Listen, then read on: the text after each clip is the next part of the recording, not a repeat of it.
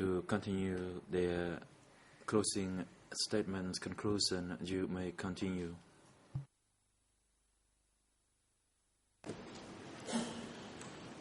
Thank you, Mr. President.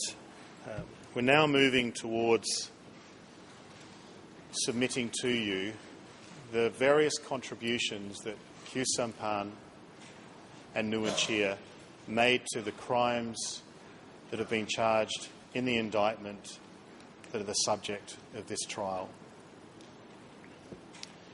Starting with the forced movement of the population from Phnom Penh and the killings and the inhumane treatment that was committed during that evacuation.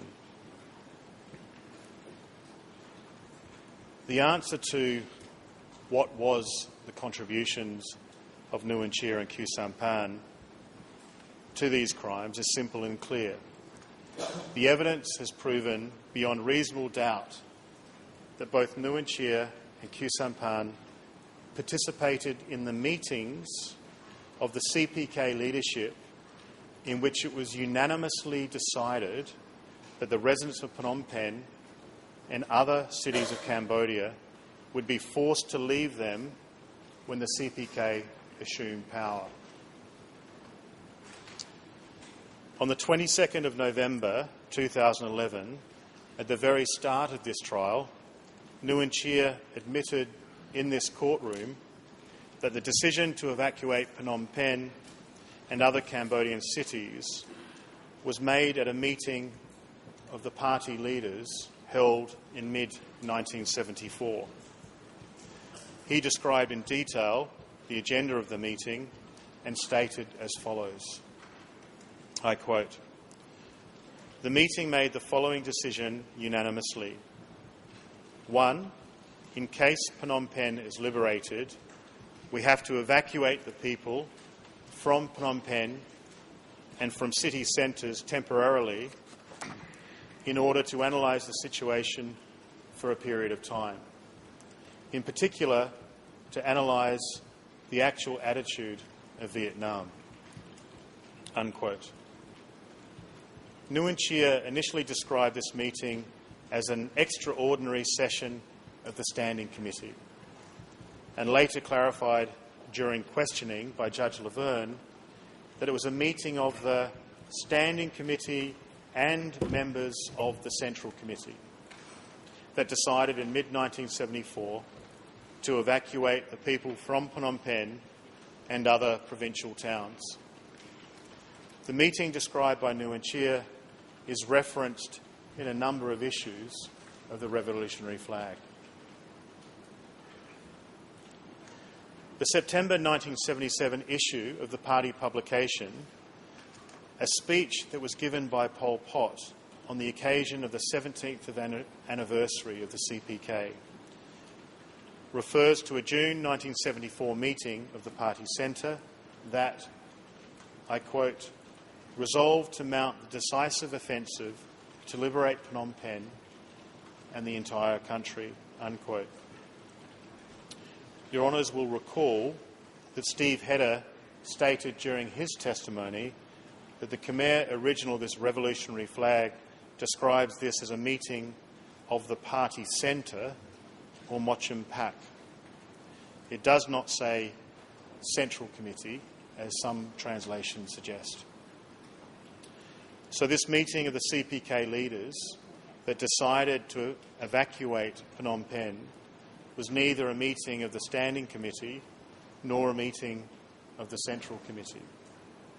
That leads me to a question of critical importance for this chamber to decide: who was present at this meeting? We know from his admission and testimony during this trial that Nguyen Chia was one of the party leaders present at this meeting.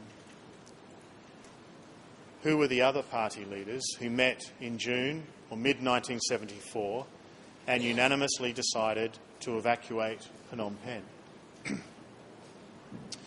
The answer to this question was provided to Your Honours by P. Pon, who at the time was Pol Pot's bodyguard and who was present at the meeting. Peepon recalled that it took place in the rainy season in 1974 in June or July. He testified that the meeting lasted more than 2 weeks, that it took place in the party office in Miak village in Stung Treng district, and that it was attended by fewer participants than a prior party congress he had witnessed. Most importantly, Peepon specifically identified the group of CPK leaders that attended the meeting. He testified that Pol Pot was there, that Nguyen Chia was there, that Yang Sari was there, and that Khieu Samphan was there. He also saw Sao Pim, Khoi Ton, Ta Mok, Vorn Vet, Ross Nim, and Son Sen at that meeting. Peepon's testimony that Khieu Samphan was present for the meeting of the CPK leaders held at the Meek office in June or July 1974 is corroborated by a number of other sources. Your Honours may recall that Yang Sari and Khieu Samphan had been on a trip abroad in the preceding months, visiting a number of countries in Eastern Europe and Africa.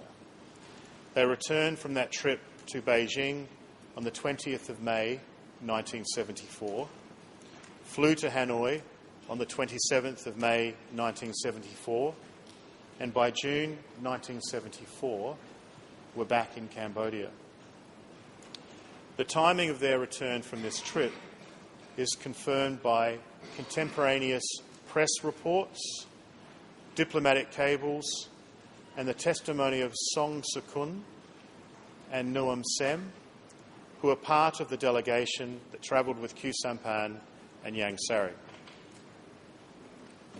Peepon's testimony is further corroborated by the statements of Yang Sari, who admitted both that he returned to Cambodia from abroad in 1974. He had discussions with Pol Pot about the evacuation of Phnom Penh. Thus, Your Honours, there is no evidence placing Khieu Samphan anywhere else but in Cambodia at the material time, continuing his close cooperation and fellowship with the other senior leaders. In fact, Your Honours, Khieu Samphan's presence at the location of the June 1974 meeting in Miak village is also proven by the testimony of his own wife, who places her husband at the location of the meeting in the month of June 1974. So Sachiat told this court that she was at the Meek office, and I quote, "during my early days after giving birth to my first child," unquote. She also told the chamber that their son was born on the 4th of May 1974, that Khieu Samphan was out of the country at the time, and that she gave birth, and that about a month later he returned. On Friday, Your Honours, I took you through a series of lies and evasive answers given by Nguyen Chia during this trial whenever he was questioned about Khieu Samphan. One of those lies was an attempt to protect his fellow accused by claiming that neither Yang Sari nor Khieu Samphan was present at the meeting. Yang Sari himself has refuted Nguyen Chia's assertion, and for the reasons I discussed earlier, this chamber cannot give any credibility to Nguyen Chia's attempt to distance Khieu Samphan from this matter. Your Honours, the June 1974 meeting was just the first of a series of meetings that these accused participated in relating to the plan to evacuate Phnom Penh and other cities. Nguyen Chia and Khieu Samphan also participated in a meeting held in early April 1975 at the B5 command base in Peen Commune, Kampong Chang province, at which the final plans for the capture and evacuation of Phnom Penh were discussed and agreed to by the CPK leaders. On Friday, I talked about the role of the B5 base and the admissions of both Khieu Samphan and Nguyen Chia that they were at the party's forward bases west of Udong in Ping Commune in the weeks preceding the 17th of April 1975. Khieu Samphan specifically admits that he had moved to this location by the end of March 1975. Nguyen Chia admits that he was at B5 in April 1975 and that the subject under discussion at B5 was principally the liberation and subsequent evacuation of Phnom Penh. Also on Friday, you saw the film of Pol Pot, Nguyen Chia and Khieu Samphan together looking at maps at the B5 command base. And Your Honours will remember the testimony of Phi Pon describing the April 75 meeting at B5. It was attended by almost the exact same group of leaders as the June 1974 meeting: Pol Pot, Nguyen Chia, Khieu Samphan, Tai Mok, Sun Sen, Khoi Ton, Vaughan Vet and Sao Pim. Phi Pon testified to this chamber that the party leaders present at this meeting discussed and approved the evacuation plan. He also specifically described what he heard Nguyen Chia and Khieu Samphan say at this meeting. And I quote, "I noted that Nguyen Chia was on his feet and raised this verse. He said that it was necessary and needed approval, and the evacuation was noted to be necessary, and he expressed his position that he agreed with the plan." Question: what about Mr. Khieu Samphan? Did he say anything before he approved the plan? Answer: Khieu Samphan also agreed with the plan, and the whole meeting applauded and approved the idea. Unquote. Like the June 1974 meeting, and consistent with the collective decision-making procedure that I discussed on Friday, the decision at the April 1975 meeting was unanimous. Phi Pon testified that the meeting dealt with, and I quote, "both the military measures as well as the evacuation measures," unquote. He also described the discussion by the CPK leaders at the meeting concerning the reason for the evacuation of the cities. And he stated, I quote, "Before we liberated Phnom Penh, we had liberated some other provincial towns, and people who engaged in the battlefields shared their opinion, and they said that if people remained in the cities, the parties would find it difficult to control them because they had been there for long, so it would not be easy for the cadres to manage them. So they had to be evacuated so that we could easily conquer the cities," unquote.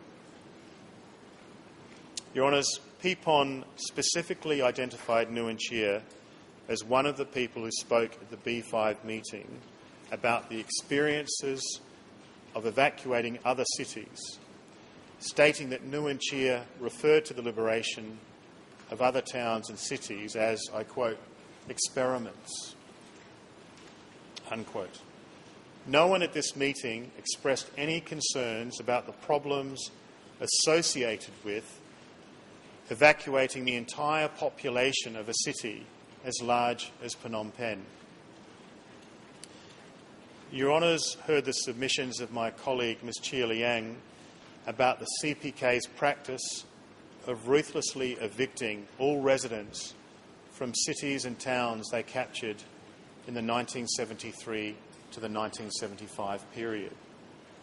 Phi Pon confirmed that it was largely based on the party's experiences with cities such as Udong that the CPK leaders determined they would also evacuate Phnom Penh. He was at study sessions where he heard both Nguyen Chia and Khieu Samphan discuss the experiences from Udong and the CPK practice of evacuating cities and towns as they were captured. At those study sessions, Nguyen Chia and Khieu Samphan explained that the purpose of the evacuations was twofold. One, first, to foil any attempt by the enemy to destabilise our forces, and two, second, to prevent cadres from being politically and ideologically corrupted by the urban population, unquote. Your Honours, this evidence goes to the very heart of this case. It proves the shared intent and knowledge of the accused and their agreement with a common plan relating to the forced transfer of the populations of Cambodian cities with full awareness of the crimes that were certain to result from these orders. It also proves that the decision to evacuate Phnom Penh had nothing to do with the food situation there. It had nothing to do with the threat of American bombing. It was a strategy used by the CPK leaders to control the people, to force them into cooperatives and to flush out enemies.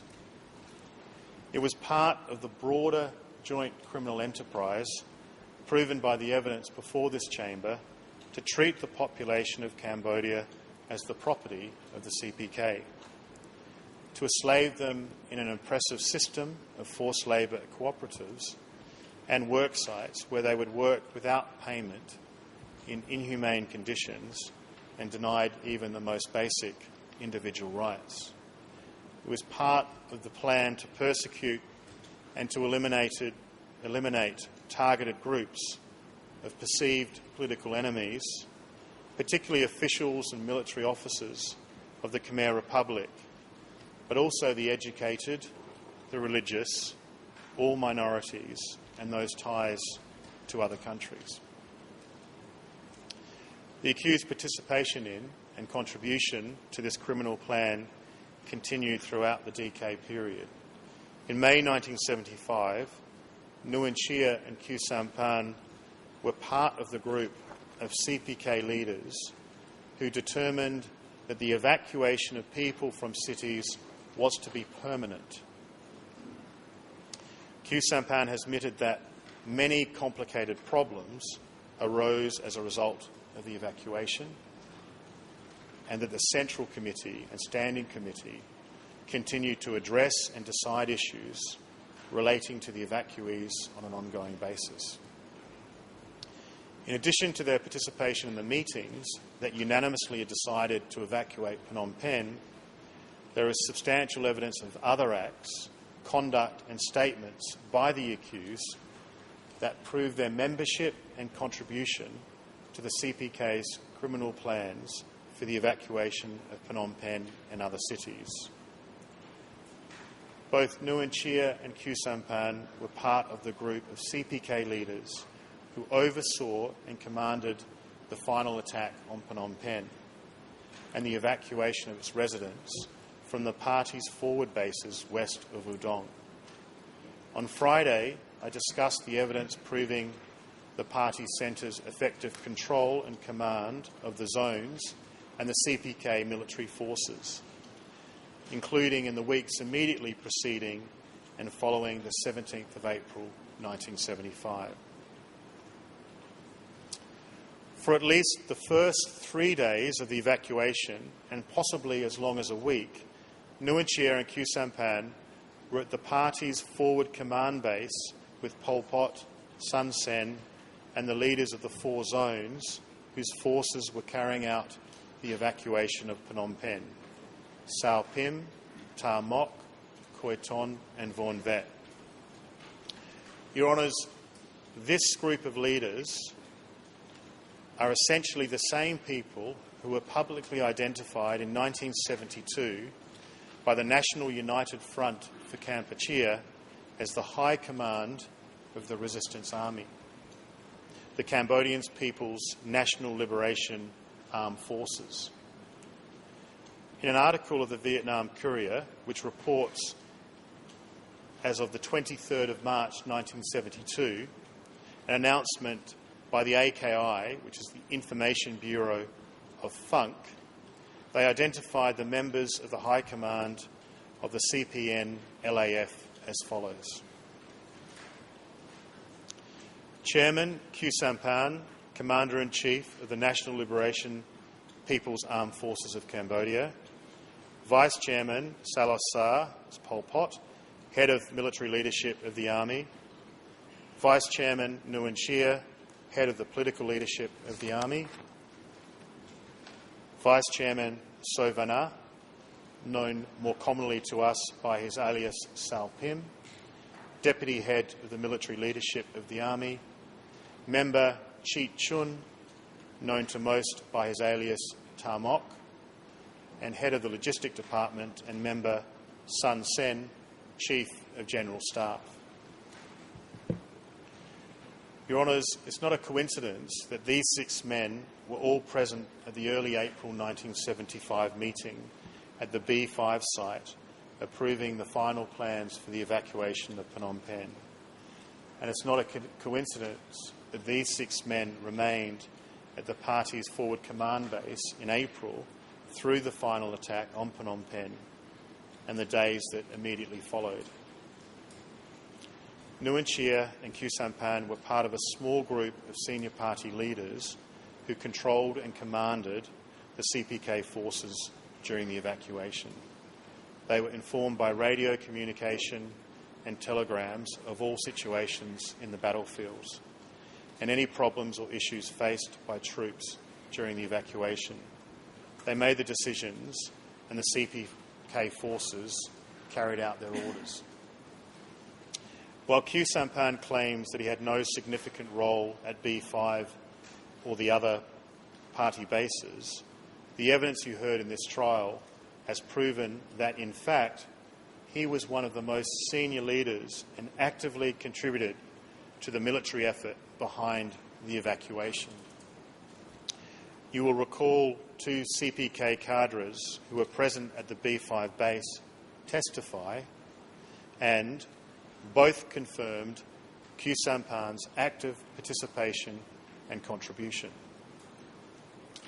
Saloth Ban, alias So Hong, the nephew and then bodyguard of Pol Pot, witnessed Khieu Samphan attend a meeting at Pol Pot's office in Piem Commune before the attack on Phnom Penh and assist in making a list of required ammunition. And in addition to his testimony that Khieu Samphan was one of the CPK leaders who approved the final evacuation plans, Pipon also testified that while he was at B5, he delivered messages between Khieu Samphan and the battlefields. The regiment and battalion commanders who entered Phnom Penh on the 17th of April 1975 knew both that the party leaders were nearby and that they were responsible for deciding matters of importance. We heard an important example of this during my colleague's presentation last week, when the CPK military commander at the Ministry of Information was asked by Sidney Schomburg and other reporters what was to happen to the Lon Nol officials who had gathered at that location on the 17th of April 1975. His response was that the top political leaders, were not far from the city, and they are the ones who would decide. 2 of those leaders are the accused on trial in this courtroom today, and the evidence has shown exactly how they decided this question. They decided to smash these officials, and the evidence of their decision is the widespread killings of these officials in Phnom Penh, along the evacuation routes and throughout the country, including at Tulpo Tray, which my colleague Ms Liang detailed in her submissions. Nguyen Chia and Khieu Samphan were key members and made key contributions to the decision to eliminate the Lon Nol officers and officials, and they bear criminal responsibility for those events.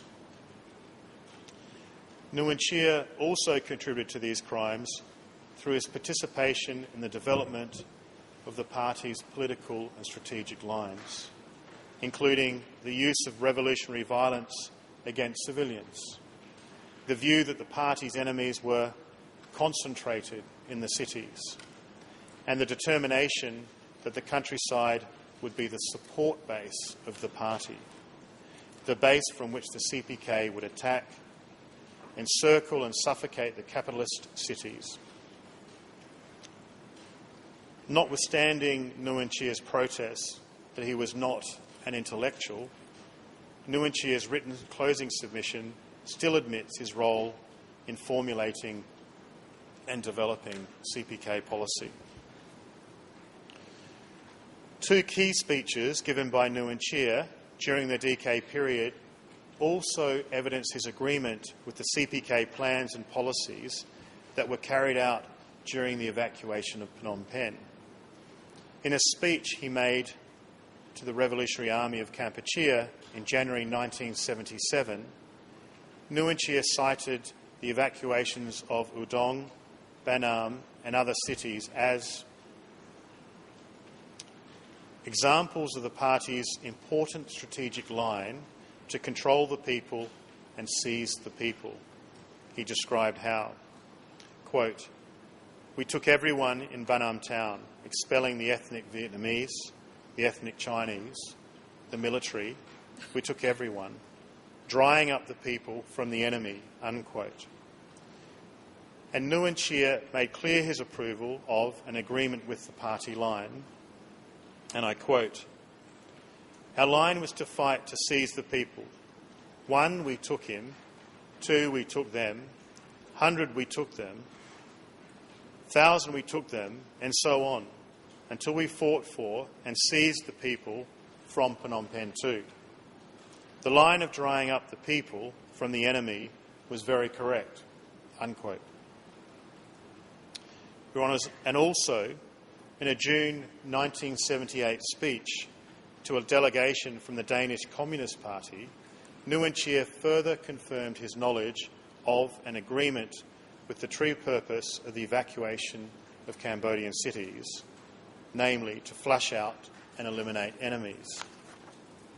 In that speech, Nguyen Chia expressly noted there were many enemies in the city and stated that the reason for the evacuation was to smash an enemy plan to resist or overthrow.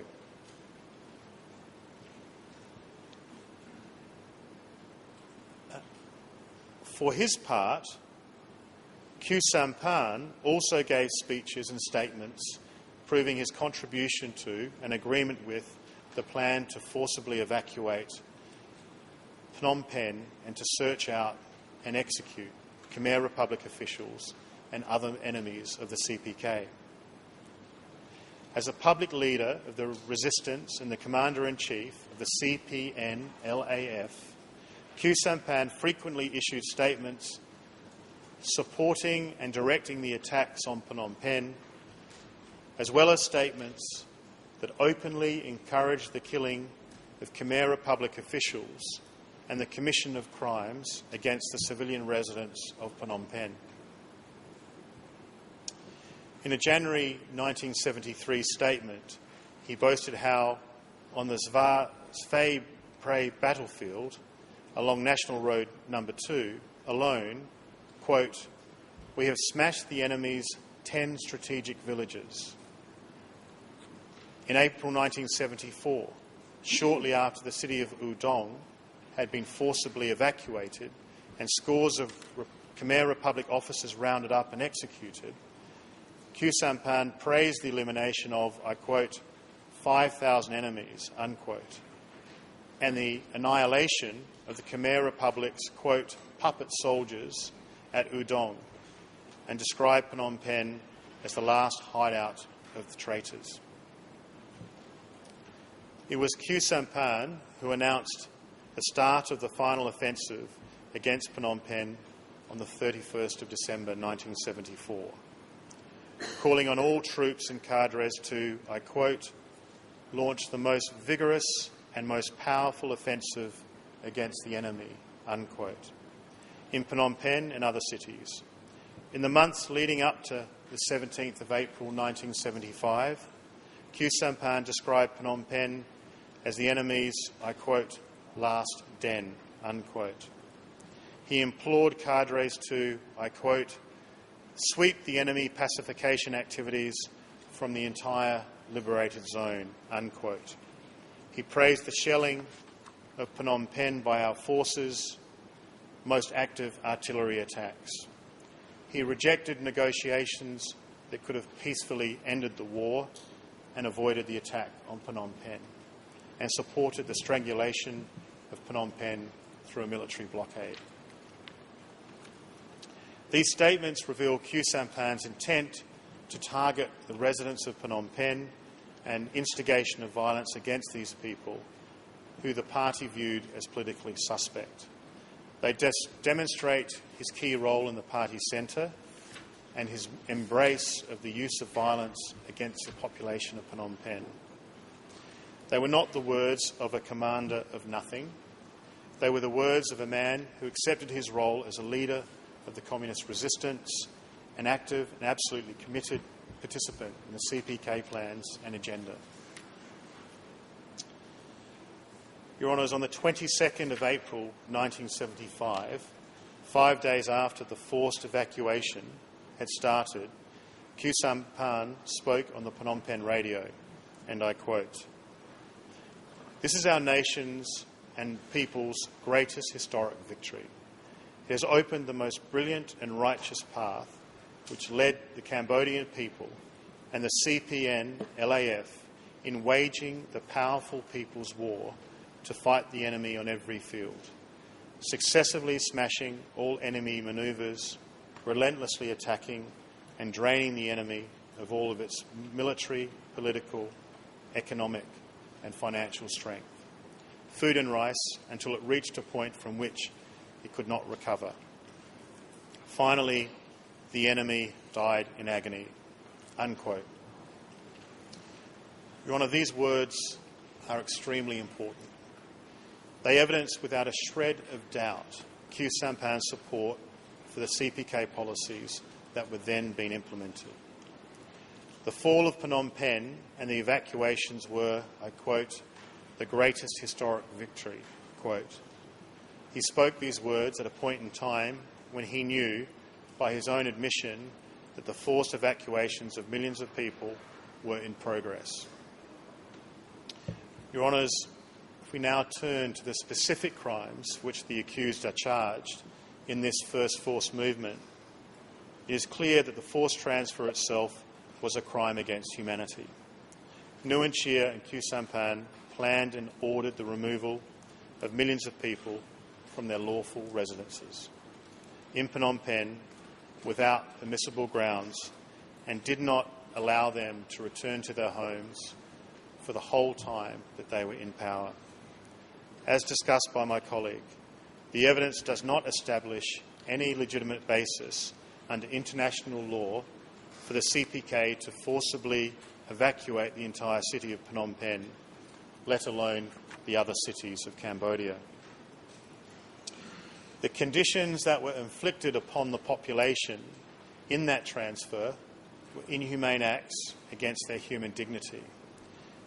It's a crime against humanity to send millions of people out into the hot countryside to walk for days, weeks and sometimes months without any organised transportation or any provision of food, water or medical assistance. The accused was certainly aware of the inhuman conditions faced by the evacuees sent out of the cities into the countryside. The evacuation was still in progress when Nguyen Chia and Khieu Samphan travelled from Udong to Phnom Penh. They saw with their own eyes the forced transfer. Indeed, Nguyen Chia described to Tet Sunbat what he saw during that trip into Phnom Penh. Evacuees walking on the roads looking, and I quote, "haggard and weary," unquote, facing the most, I quote, "difficult," unquote, of conditions to travel. The residents were never allowed to return to the city or their homes during that 3.5-year period. The homes of many of the evacuees were looted and destroyed. This was a criminal act from start to finish, and the accused have no plausible argument that would justify the permanent emptying out of all the cities in Cambodia. With respect to their responsibility for extermination and murder, Nguyen Chia admitted in this courtroom that the decision and order of the party leaders was that all residents of Phnom Penh would be required to leave the city, including the sick, the elderly and hospital patients, as well as the very young. There would be no exceptions. The accused and other CPK leaders knew that deaths on a massive scale were inevitable when they decided to force the sick, the elderly, the pregnant women, the newborn children to march into the Cambodian countryside during the hottest month of the year without adequate provision for food, water and medicine. You have heard the evidence of the people who died during this forced movement. Even the CPK leaders themselves have admitted to knowledge of thousands of deaths. Khieu Samphan told the co-investigating judges that he was aware of the likelihood of death on a mass scale during the forced transfer, stating, and I quote, "Pertaining to the evacuation of Phnom Penh, I clearly realised the population might have fallen along the way," unquote. In one of the video clips we played on Friday, Khieu Samphan admitted that many people died when the evacuations were carried out. Yang Sari, in what would have been called a gross understatement, described the first months of the liberation as, quote, "quite tough," and admitted that 2,000 to 3,000 people died during the evacuation of Phnom Penh and several thousands died at the paddy fields. Ying Turret estimated that 20,000 people died from hunger and illness in 1975 as a result of the CPK policies. With respect to the killings of Lon Nol officials during the evacuation, you have seen many times how now the execution order that was issued by Khieu Samphan in February 1975. And you have heard and seen Nguyen Chia on video admit that the political leadership ordered the liquidation of the top Khmer Republic leaders.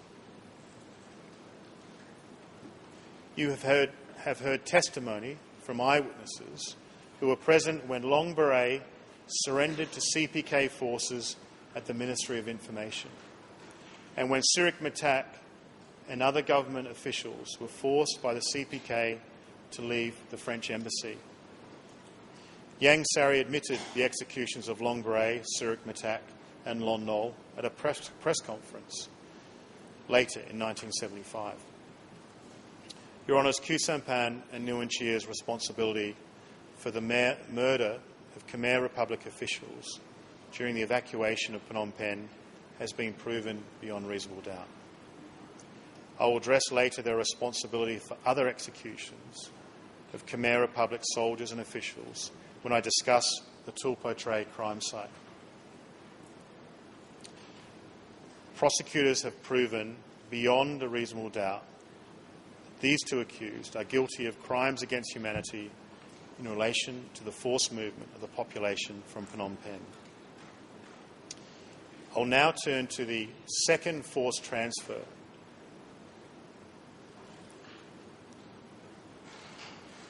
My colleague, Ms. Chia Liang, has made detailed submissions on the planning and execution of these crimes.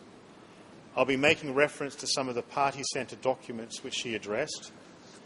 They established in our submission that, like the evacuation of the cities and the executions of Khmer Republic officials, the second forced transfer of the population, which commenced in September 1975, was the direct result of decisions by the CPK leadership, including Nguyen Chia and Khieu Samphan.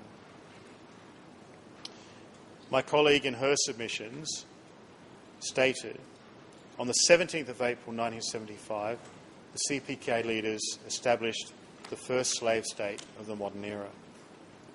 Every aspect of that slave state was run and operated under the watchful eye of the CPK Party Centre. The CPK slave state operated as an ongoing and continuous criminal system of persecution, enslavement, forced transfer, forced labour, inhuman treatment and murder, directed primarily at the new people, and that continued until the 7th of January 1979. All crimes committed in the course of this enslavement system were designed, organised and supervised by Nguyen Chia, Khieu Samphan and their co-perpetrators. These crimes were organised and executed through a rigid and strict hierarchy, a hierarchy in which cadres and military forces received their orders from and were ultimately answerable to the party centre. This is established by the extensive evidence of reporting lines and communications which I addressed last week. It also confirmed by expert evidence.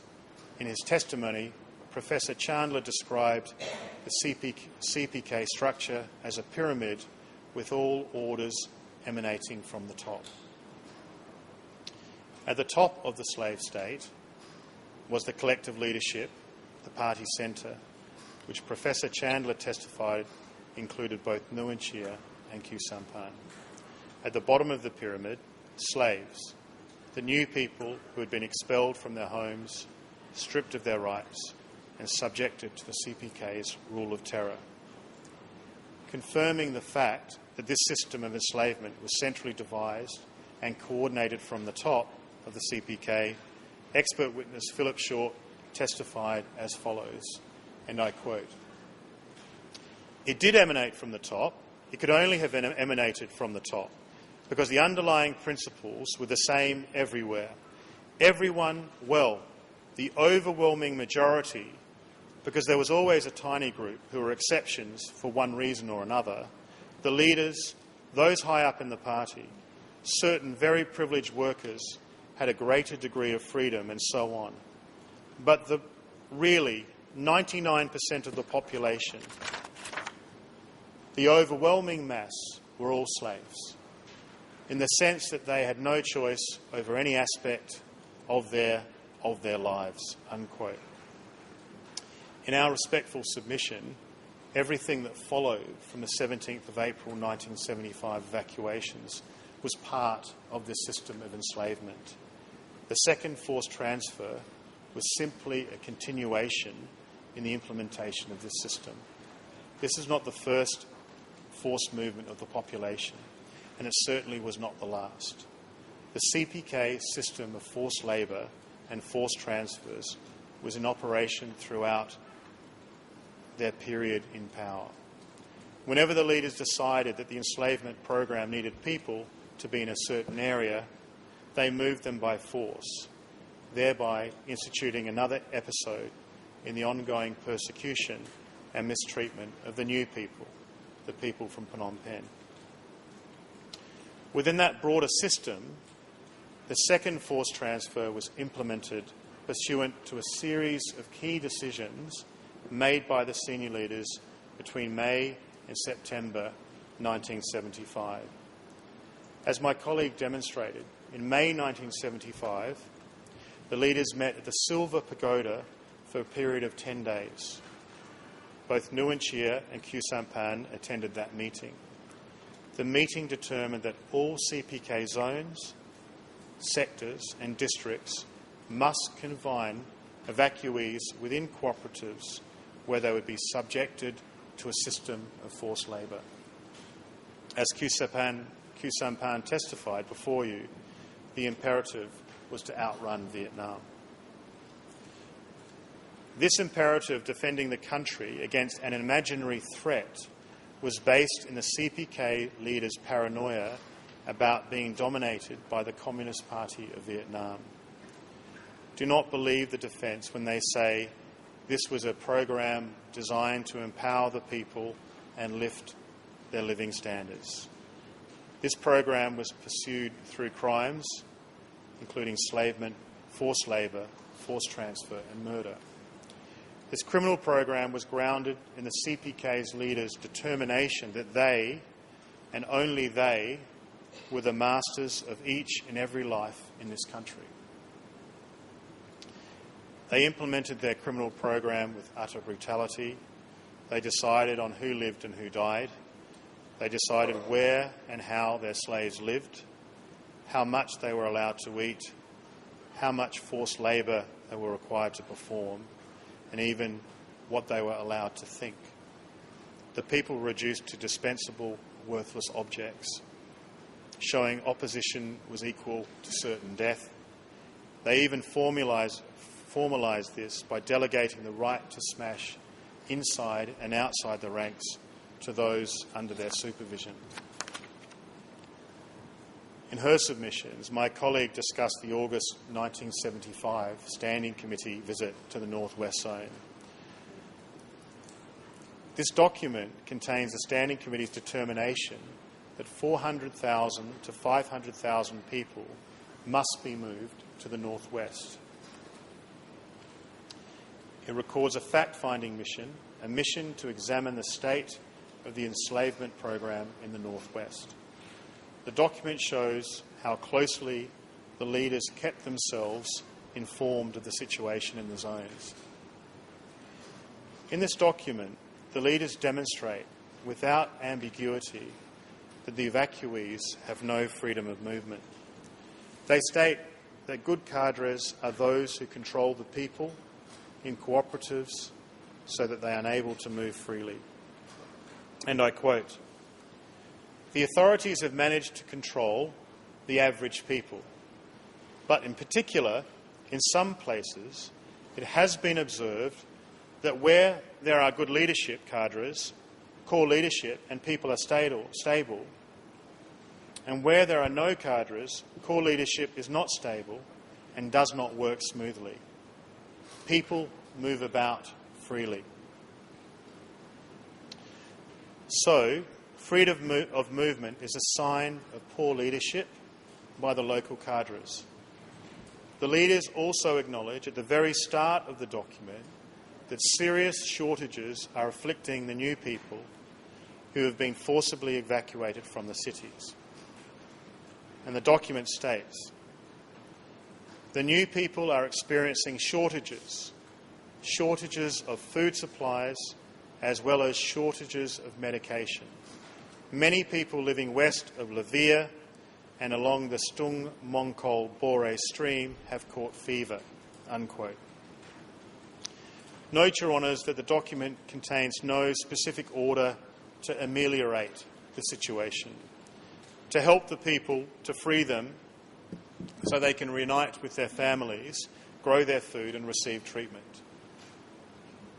And of course, absolutely no discussion of allowing the people to return to their homes in the cities. Instead, enslavement is to continue despite the shortages and the illnesses. We anticipate that the defence will argue that this document shows that the leaders did seek to improve the people's livelihood. But what is clear is that any discussion of helping the slaves was directed solely at ensuring they are less likely to oppose the revolution. This is indicated in the following section of that document. And I quote, "In order to be able to effectively defend the country, the issue of people's living standards in the cooperatives must be resolved. We are striving to sort things out for new people too, to make them satisfied with the revolution and make them see that this regime is one that belongs to them, so that they no longer desire to go anywhere else." Unquote. Your Honours, even in a passage in which the leaders are discussing the possibility of improving new people's living standards, they acknowledge that these people are their prisoners, their slaves, feed them so that they, I quote, "they no longer desire to go anywhere else." Unquote. But the leaders also make clear their continuing intent to persecute the new people. Let's look at another passage. And I quote, "The function of cooperatives since the total liberation is to absorb all the new people coming out of all the cities and towns, especially Phnom Penh City and in the northwest Battambang. Every type of horrible element exists among the hundreds of thousands of new people in Battambang. But the cooperatives have absorbed them completely, supplying them with food and, moreover, deploying their strength to work. The power of the cooperatives is very mighty and indomitable." Unquote. Your Honours, this passage contains important statements of criminal intent. First, the function of the cooperatives is to absorb, in other words, imprison the new people. Two, the new people as a group are to be subjugated because, I quote, "every type of horrible element exists amongst them." And three, the new people are to be subjected to forced labour, I quote, "deploy their strength to work," unquote. In other words, the leaders are exercising and enforcing ownership over the bodies and lives of the evacuees, the very definition of enslavement.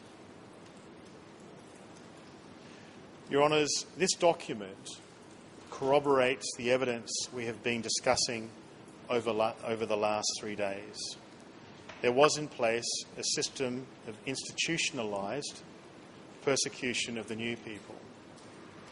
These people were suppressed, confined to cooperatives and forced to perform hard labour, while searches continued for the bad elements among them, elements to be immediately eliminated. When Professor Chandler testified before you, Your Honours, we asked him to describe the purpose for the classification of people into new people and base people. He testified, and I quote, "I think, quite easily, it was a way of defining the Cambodian population in terms of us and them, the winners and the losers, basically the revolutionaries and the people they defeated. All of these were synonyms. The language offered in the Khmer Rouge period is singularly kind of soft or enigmatic. So they don't use these ferocious terms. They just say April the 17th or new, which are very bland terms. But I think everybody knew pretty fast that they weren't just new or April the 17th. They were targeted enemies, or they were able to be targeted if they made any missteps. They were being watched. They were not trusted," unquote. Your Honours, Professor Chandler is making the obvious point that we submit is extremely important. One must not look simply at the words that are employed by the leaders. One must look at the system of terror and enslavement that they put in place. This is the context in which the Standing Committee determines, by a simple decision, that around 500,000 people should be moved to the northwest. And I'll quote, "The labour force must be increased. 300,000 or 400,000 more would not be enough. The current strength of 1 million persons can only work 50%. It's imperative to add 400,000 or 500,000 more," unquote.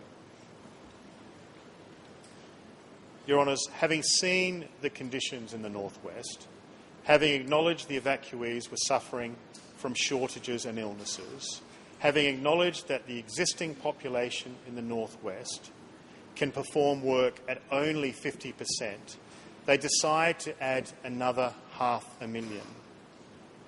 Not a word about providing sufficient food, water, medical aid or shelter for those about to be evacuated. Simply a decision to move them. As you have seen from my colleagues' submissions, the forced movement resulted in death and suffering on a colossal scale. This standing committee meeting minutes also demonstrate that the searches for internal enemies continued to be a top priority for the leaders.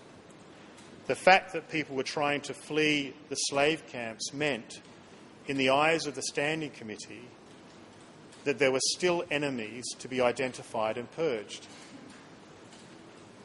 And I quote, "There exists within our ranks those who have not yet been purged. They make use of them to lead people to flee.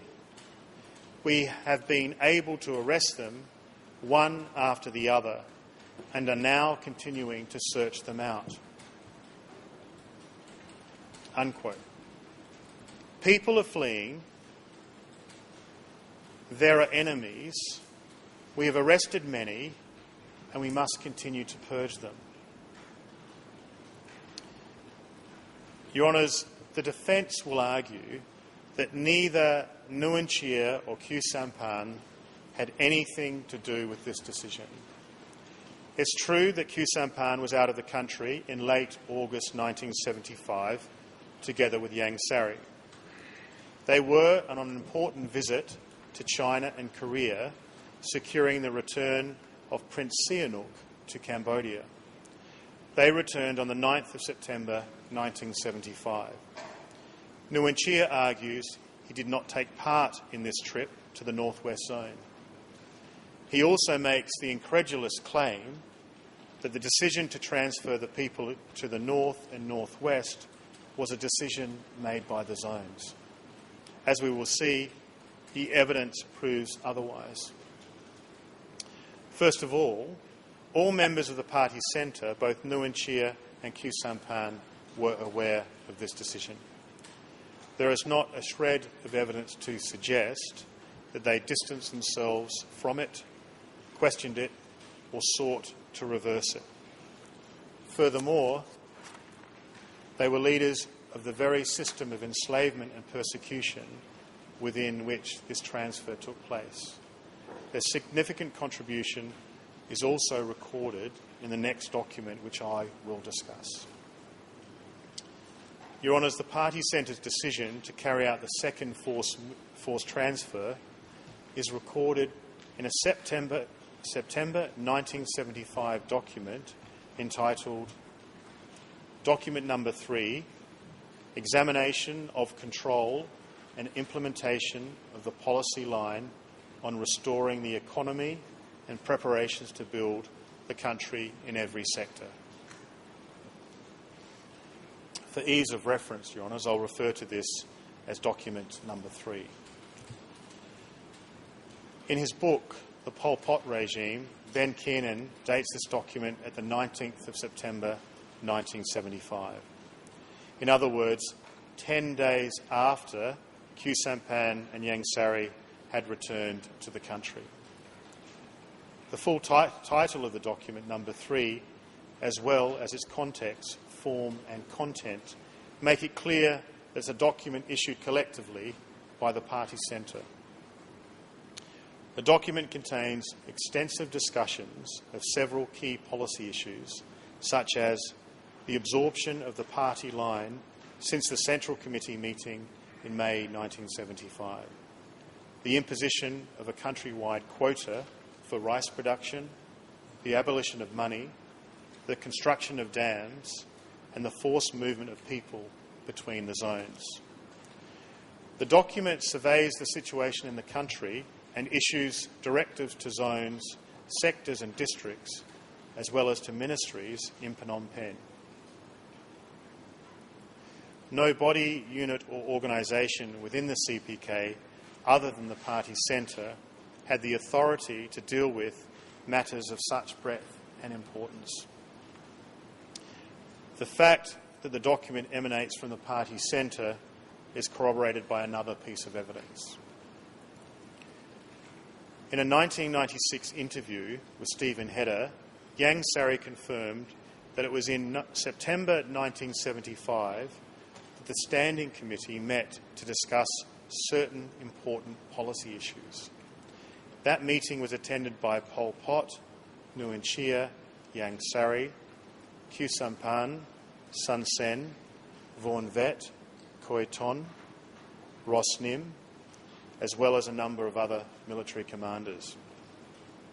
The meeting resolved to impose, I quote, an absolute dictatorship of the proletariat, unquote. Other issues discussed at that meeting, including the construction of dams and railways, as well as the issue of heavy industry. Your Honours, Yang Sari states that this September meeting did not discuss the second forced transfer. This, we submit, is almost certainly a misrepresentation because Yang Sari did not want to acknowledge his participation in a crime of this magnitude. Nevertheless, Yang Sari's admission regarding the meeting is relevant to the origins and authorship of document number 3. Yang Sari places Nguyen Chia, Khieu Samphan and the other leaders in Phnom Penh in September 1975, meeting and discussing important policy decisions to apply to the entire country. Several of the issues which Yang Sari describes are included in document number 3. The party's dictatorship, construction, railways and dams. We submit that Yang Sari's statement supports the conclusion that document number 3 was the result of the party centre's decision in which both Nguyen Chia and Khieu Samphan took part. Mr. President, I will now deal with the content of document number 3 in more detail, and like the August 1975 Standing Committee meeting minutes, document number 3 acknowledges that the people have been subjected to enslavement and forced labour and that there are significant shortages. And I quote, "The mass movement in implementing the agricultural line of the party during the past 4 to 5 months, May 1975." And then I further quote, "Our party and our people strive to implement this line. In a situation of shortages in all aspects of life, including shortages of supplies to produce food, cattle, water, buffaloes and hoes." It goes on. Example, there are some places where the forces of the people have been assembled and where they have actively produced food day and night, not thinking of the rain or the wind, unquote. As my colleague indicated, another section of document number 3 acknowledges that people are working 15 hours per day and this is having an impact on their health. The document then discusses forced movements of people to continue the forced labour program. It states that forces of the people must be assembled, and I quote, "wherever the soil is good, fertile and favourable," unquote. The goal, to defend the country by exporting 2 million tonnes of rice during 1977 and 1980. As we will see, the party centre indeed proceeded to export rice and other produce generated through forced labour, even as their slaves were dying from starvation. Document number 3 then deals with the forced movements of its people. First, it directs Sector 15 of the West Zone to use 30,000 to 40,000 people to work along Highway 5. The leaders then move on to discuss the issue of the North and the Northwest, effectively ratifying the August 1975 Standing Committee decision, which we saw earlier.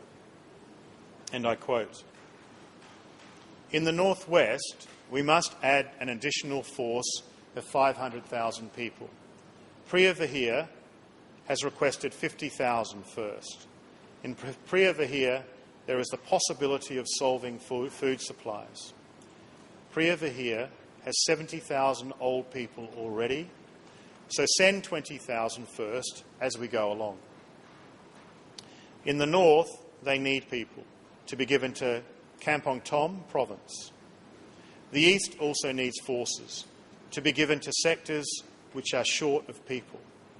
So each zone must make appropriate preparations and not let things sway back and forth, allocating how many to upper level and moving how many to other locations, unquote.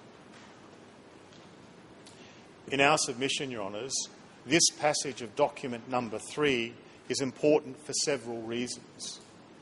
First, it records a final collective decision by the party leadership, whose members included Nguyen Chia and Khieu Samphan, to forcibly move 500,000 people to the northwest and 20,000 people to the north.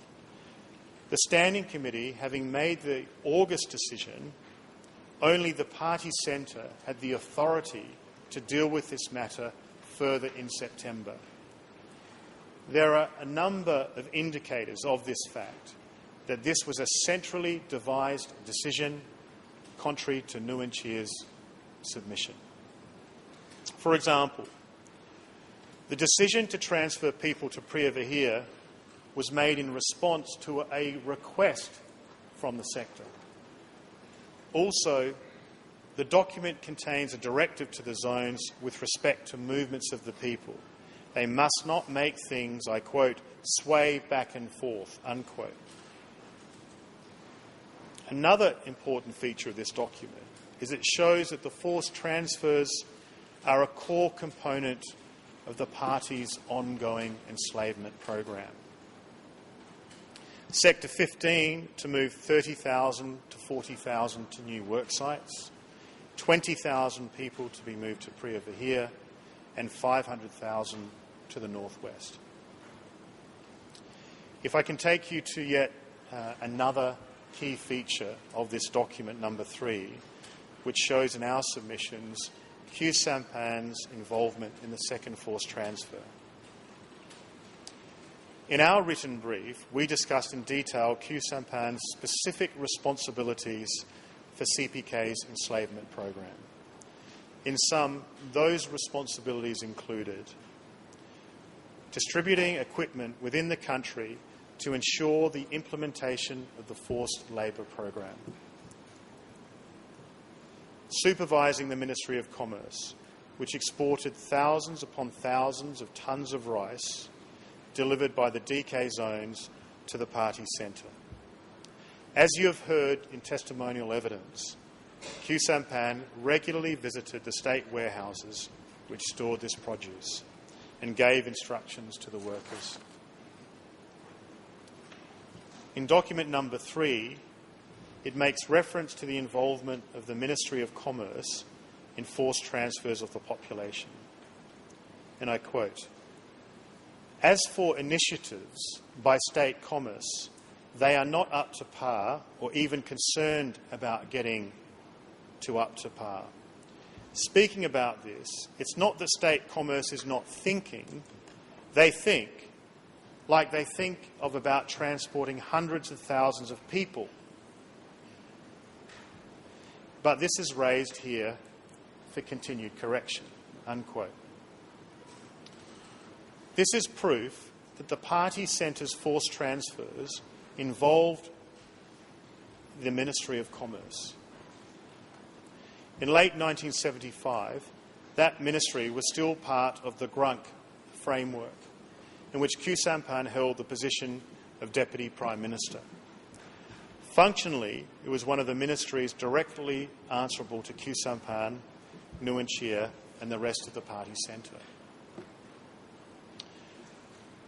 Your Honours, I would like to explore a few more documents in detail on this issue, and I see that it's approaching 12 o'clock, so I would ask whether or not it's appropriate to take the break now.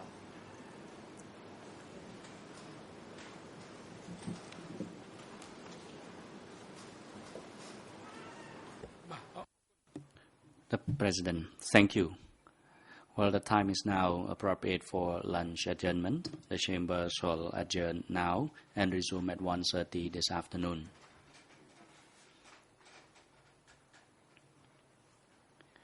This is the notification for parties and support staff of the trial, and security guards are instructed to bring Mr. Kilsampon to the holding cell downstairs and have him return to this courtroom before 1:30. The court is now adjourned.